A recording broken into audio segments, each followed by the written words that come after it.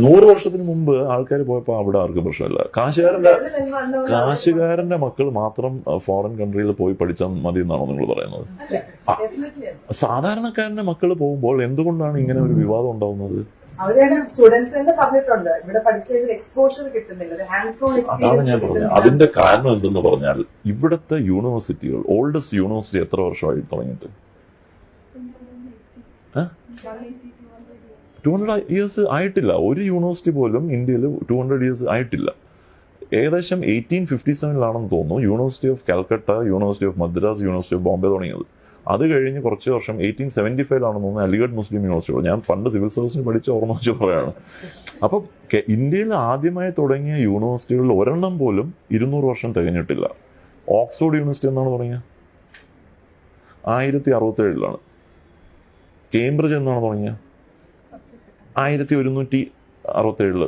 100 വർഷം കഴിഞ്ഞിട്ട്. അപ്പം ഈ ഓക്സ്ഫോർഡും കേംബ്രിഡ്ജും 800-900 വർഷങ്ങളായിട്ടുള്ള യൂണിവേഴ്സിറ്റികളാണ്.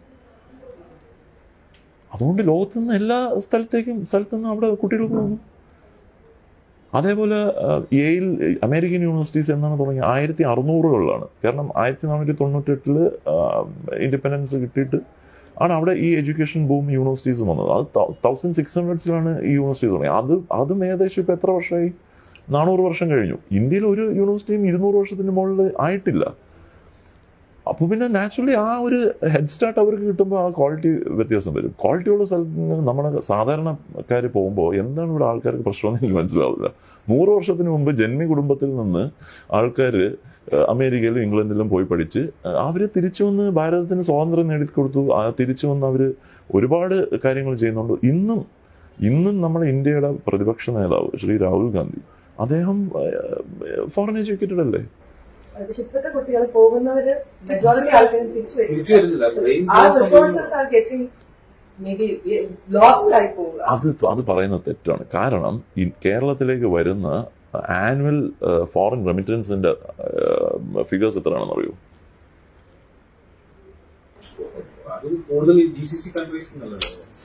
1,65,000 crore ഈ കേരളത്തിലേക്ക് ഒരു വർഷം വരുന്നത്. ഇത് കോൺട്രിബ്യൂട്ട് ചെയ്യുന്ന ആരാണ്? ഇവിടുന്ന് പുറത്തുപോയി പഠിച്ച് ഉള്ള കുട്ടികളും നമ്മുടെ ഹെൽത്ത് സെക്ടറിൽ വർക്ക് ചെയ്യുന്ന ഡോക്ടേഴ്സ്, നഴ്സസ്, സോഫ്റ്റ്വെയർ എഞ്ചിനീയേഴ്സ്, ഗൾഫിൽ GCC കൺട്രീസിൽ പോകുന്നവർ.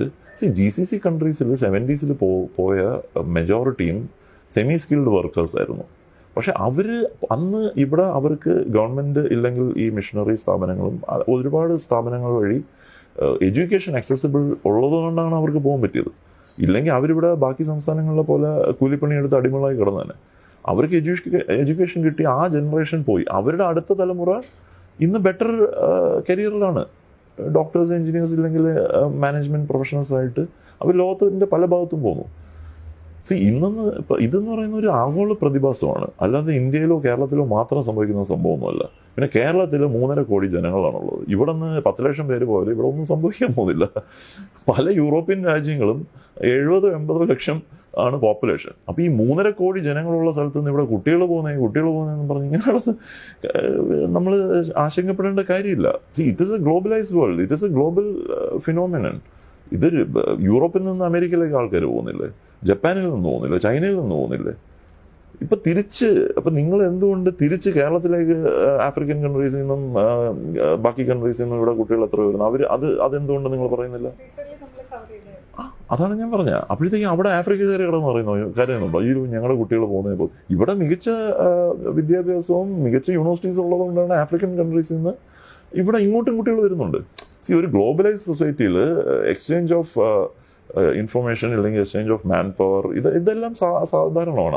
അതിന് അൺനെസസറി ആയിട്ട് നമ്മളിത് ഇങ്ങനെ ആശങ്കപ്പെടേണ്ട കാര്യം ഇല്ലെന്നാണ് എനിക്ക് പറയാനുള്ളത്. കാരണം ഇത് 100 വർഷത്തിന് മുമ്പേ ആൾക്കാർ ഇവിടെ പഠിക്കാൻ പോയിട്ടുണ്ട്, ഇംഗ്ലണ്ടിലും എല്ലായിടത്തും. അത് അത്ര വലിയ കാര്യം എന്താണ്? അതാണ് ഞാൻ പറഞ്ഞത്. 3.5 കോടി ജനങ്ങളുള്ള ഒരു സംസ്ഥാനമാണ് കേരളം. നിങ്ങൾ യൂറോപ്പിൽ കണക്കെടുത്ത് നോക്കൂ. 3.5 കോടി ജനങ്ങളുള്ള എത്ര രാജ്യമാണ് യൂറോപ്പിലുള്ള? എത്ര രാജ്യങ്ങളാണുള്ളത് പറയൂ? 1-2 രാജ്യമേ ഉള്ളൂ. ജർമ്മനി കാണുമായിരിക്കാം അല്ലേ? പിന്നെ UK, united kingdom as a whole ചിലപ്പം കാണുമായിരിക്കാം പോപ്പുലേഷൻ. എനിക്ക് എക്സാക്ട്ലി അറിഞ്ഞൂടാ. പക്ഷെ ബാക്കി എല്ലാം 1 കോടിക്ക് താഴെ പോപ്പുലേഷനാണ്. അവിടുന്ന് ആൾക്കാർ അമേരിക്കയിലേക്ക് പോകുന്നില്ല ബെറ്റർ പ്രോസ്പെക്ട്സ് കിട്ടുമ്പോൾ. അപ്പോൾ നിങ്ങളിപ്പോൾ ഒരാൾക്ക് പുറത്ത് പോയി പഠിക്കണമെന്ന് പറയുമ്പോൾ എന്തിനാണ് നിങ്ങൾ അവരെ തടയുന്നത്? 100 വർഷം മുമ്പ് ഇവിടെ ജന്മി കുടുംബത്തിൽ നിന്നും വലിയ വലിയ സമ്പന്ന കുടുംബങ്ങളിൽ നിന്നും അവരുടെ മക്കൾ ലണ്ടനിലും ഓക്സ്ഫോർഡിലും കേംബ്രിഡ്ജിലും പഠിക്കാൻ പോയി. ഇന്ന് സാധാരണക്കാരൻ്റെ മക്കള് പുറത്ത് പോകുമ്പോഴാണ് എന്തിനാണ് നിങ്ങൾ ഈ പ്രശ്നം ഉണ്ടാക്കുന്നത്? അവർക്ക് സെയിം ഓപ്പർച്യൂണിറ്റി ഇവിടെ കിട്ടാനുള്ള സാഹചര്യം ഒരുക്കുകയല്ലേ വേണ്ടത്, തടയല്ലോ. അതാണ് ഞാൻ പറഞ്ഞത്. ഇപ്പോൾ ഓൾറെഡി നമ്മൾ എസ്റ്റാബ്ലിഷ്ഡ് ആയിട്ടുള്ള യൂണിവേഴ്സിറ്റികളുണ്ട് ലോകത്തിന്റെ പല പല ഭാഗത്തും. അവര് കാരണം എന്തുകൊണ്ടാണ് 1000 വർഷമായിട്ടുള്ള യൂണിവേഴ്സിറ്റിയും ഇപ്പോൾ ഈ ഇടയ്ക്ക് തുടങ്ങിയ ഒരു ലവ്ലി പ്രൊഫഷണൽ യൂണിവേഴ്സിറ്റി എന്ന് പറഞ്ഞ യൂണിവേഴ്സിറ്റിനെ കേട്ടിട്ടുണ്ട്. ഇത് രണ്ടും കമ്പയർ ചെയ്യാൻ പറ്റില്ല. കാരണം ഓക്സ്ഫോർഡും കേംബ്രിഡ്ജും കഴിഞ്ഞ 800-900 വർഷങ്ങളായിട്ടുള്ള യൂണിവേഴ്സിറ്റീസാണ്. അതുപോലെ തന്നെ Harvard, Yale, Ivy League universities ഒക്കെ കഴിഞ്ഞ 400-500 വർഷമായിട്ടുള്ള യൂണിവേഴ്സിറ്റീസാണ്.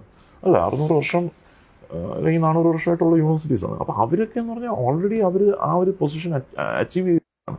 നാച്ചുറലി അവിടുത്തെ അങ്ങോട്ടേക്ക് ആൾക്കാർ പോവും. പക്ഷെ എന്നും പറഞ്ഞ് നമ്മുടെ യൂണിവേഴ്സിറ്റീസ് മികച്ചതല്ലെന്നല്ല. നമ്മുടെ യൂണിവേഴ്സിറ്റീസിലേക്കും ഫോറിൻ കൺട്രീസിന് പിള്ളേർ വരുന്നില്ലേ?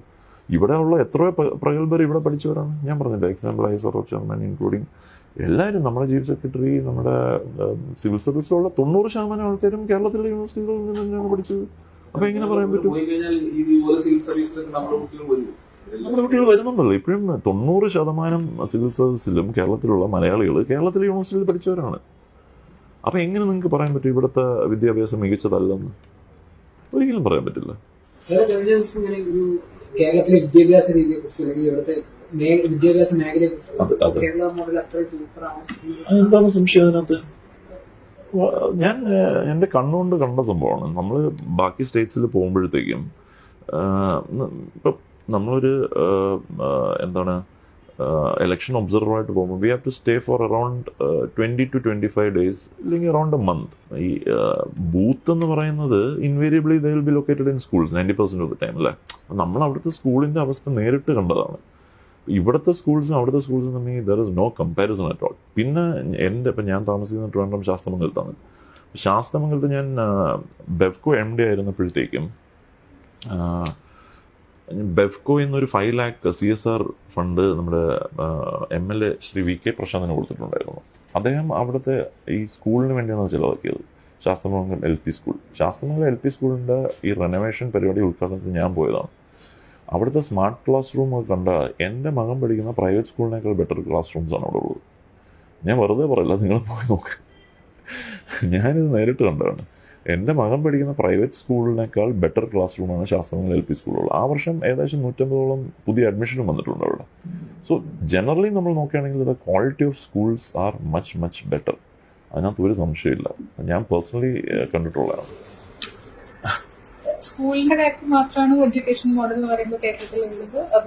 സ്കൂൾ എഡ്യൂക്കേഷൻ ആണോ കേരളത്തിൽ? സ്കൂളും കോളേജ് എഡ്യൂക്കേഷൻ എല്ലാം മച്ച് ബെറ്റർ ആണ്. കാരണം ഇവിടെ ആക്സസിബിലിറ്റി ഉണ്ട്. അതിപ്പോൾ ഹിസ്റ്റോറിക്കലി നോക്കുകയാണെങ്കിൽ നമ്മുടെ എന്താണ് ക്രിസ്ത്യൻ മിഷണറീസ് വന്ന് സ്കൂൾസ് എസ്റ്റാബ്ലിഷ് ചെയ്തു.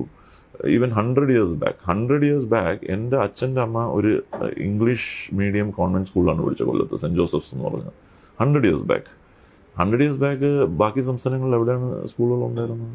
ഇവിടെ ക്രിസ്ത്യൻ മിഷണറി എഡ്യൂക്കേഷണൽ ഇൻസ്റ്റിറ്റ്യൂഷൻസും അതുപോലെ തന്നെ ഗവൺമെൻറ് ഇൻസ്റ്റിറ്റ്യൂഷൻസും school as well as college ലെവലിൽ ഭയങ്കരമായിട്ട് ചേഞ്ച് കൊണ്ടുവന്നുണ്ട് സൊസൈറ്റിയിൽ.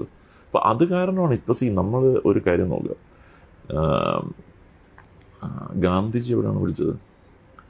ഗാന്ധിജി നെഹ്റു എവിടെയാണ് പഠിച്ചത്? സുഭാഷ് ചന്ദ്രബോസ് എവിടെയാണ് പഠിച്ചത്? നമ്മൾ എടുത്തു നോക്കുകയാണെങ്കിൽ ഹിസ്റ്റോറിക്കലി നമ്മുടെ സ്വാതന്ത്ര്യ സമര സേനാനികളിൽ ബഹുഭൂരിപക്ഷം ആൾക്കാരും ഫോറിൻ എഡ്യൂക്കേറ്റഡ് ആണ്.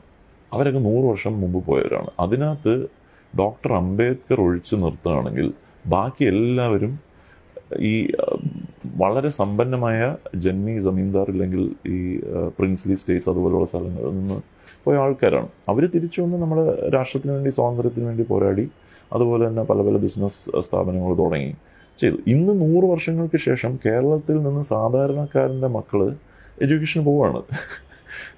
അതിനെന്താണ് ഒരു കുഴപ്പം? ഇവിടെ ആരാണ് ആദ്യമായിട്ട് ആദ്യത്തെ കോൺഗ്രസ് പ്രസിഡന്റ് CS ശങ്കർ, ചേറ്റൂർ ശങ്കരൻ നായർ, അദ്ദേഹം ഇംഗ്ലണ്ട് എഡ്യൂക്കേറ്റഡ് അല്ലേ? നമ്മുടെ ട്രിവാൻഡ്രം MP ശ്രീ ശശി തരൂർ, അദ്ദേഹം ഇംഗ്ലണ്ട് എഡ്യൂക്കേറ്റഡ് അല്ലേ? ഇംഗ്ലണ്ടിൽ നിന്ന് ആൾക്കാർ അമേരിക്കൻ യൂണിവേഴ്സിറ്റി, യെയിൽ, ഹാർവേഡ്, ഓക്സ്ഫോർഡല്ല ഹാർവേഡിലും വാർട്ടണിലൊക്കെ പോകുന്നില്ലേ?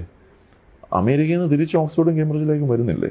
കാരണം എന്തുകൊണ്ടാണ്? അതൊരു ആഗോള പ്രതിഭാസമാണ്. പക്ഷെ കേരളത്തിൽ നിന്ന് സാധാരണക്കാരൻ്റെ മക്കൾ 100 വർഷത്തിന് ശേഷം പുറത്ത് വിദ്യാഭ്യാസത്തിന് പോകുമ്പോൾ ഇവിടെ എന്തോ പൊട്ടി വീഴുന്നു എന്ന് പറഞ്ഞ് ഉള്ള ഒരു പ്രചരണമാണ്. ഇതെനിക്ക് മനസ്സിലാവുന്നില്ല.